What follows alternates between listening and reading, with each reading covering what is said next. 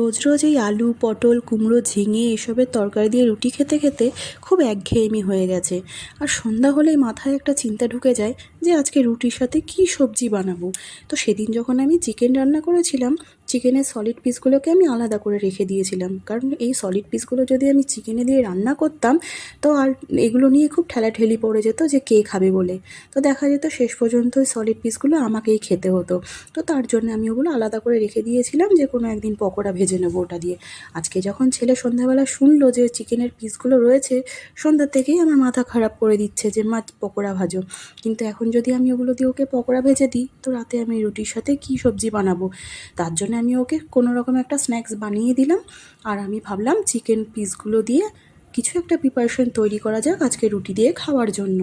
তো আমি দেখলাম আমার ঘরে মোটামুটি সবই ছিল, তো ভাবলাম একটু চিলি চিকেনই বানিয়ে নিই। আমার বর কিন্তু রুটি দিয়ে মাংস খেতে ভালোবাসে, সে আবার ভাত দিয়ে মাটন বা চিকেন কোনোটাই খায় না, কিন্তু রুটি দিয়ে খুব ভালো খায়। তো তারপরে যদি হয় চিলি চিকেন তাহলে তো আর কোনো কথাই নেই।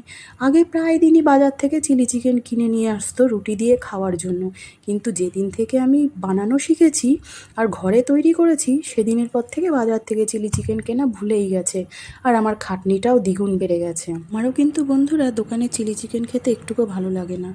ঘরে আমি যেভাবেই বানাই না কেন আমার মনে হয় সেটাই আমার কাছে বেশি ভালো লাগে। দোকানে চিকেনের অন্যান্য প্রিপারেশনগুলো আমার খুবই ভালো লাগে, কিন্তু চিলি চিকেনটা আমার কেন জানি না ভালো লাগে না, ওটা আমার বাড়িরটাই বেশি ভালো লাগে। গরমে আমার খুবই কষ্ট হচ্ছিল এগুলো বানাতে, কিন্তু তবুও এত কষ্টের পর যদি বাড়ির লোক খেয়ে বলে যে সেই না ডিশটা খুব ভালো হয়েছে খেতে, তাহলে সত্যি শুনে খুব আনন্দ লাগে। তো ছেলে বলল, মা চিলি চিকেন যখন বানাচ্ছ রুটি না করে পরোটা করো, ব্যাস হয়ে গেল।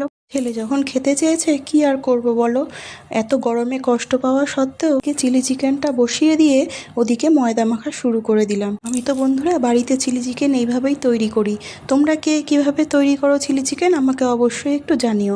আর আমার যদি কোনো ভুল হয়ে থাকে এই চিলি চিকেনটা বানানোর মধ্যে, অবশ্যই আমাকে একটুখানি কমেন্ট বক্সে জানিও, কারণ ভুল সবারই হতেই পারে। দেখো এইদিকে আমার মোটামুটি চিলি চিকেন রেডি হয়ে গেছে, আর আমি ওদিকে ময়দা মেখে পরোটাও ভেজে নিয়েছি।